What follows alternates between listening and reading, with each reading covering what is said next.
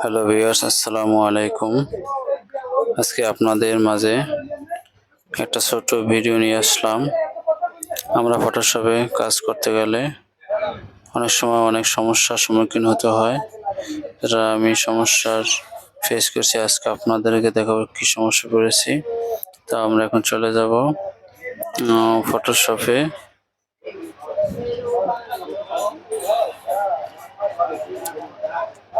চলে আসলাম। এখন আমরা এগুলো কেটে দেব, কেটে দিয়ে নতুন একটি ছবি এনে আপনাদেরকে দেখাবো।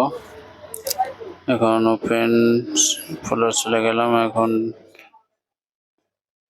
আমার ফাইল থেকে, কাঙ্ক্ষিত ফাইল থেকে একটি ছবি সিলেক্ট করে নিয়ে আসব।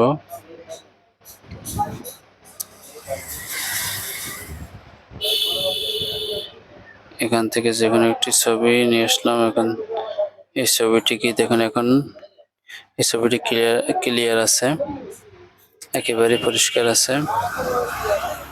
তো এই ছবিটিকে আমরা যদি স্কেলে রূপান্তর করি, স্কেলে রূপান্তর করতে হলে আমরা কিবোর্ড থেকে কন্ট্রোল চেপে ধরে ইনভার্ট কমাতে ক্লিক করলেই এই স্কেলটি চলে আসবে।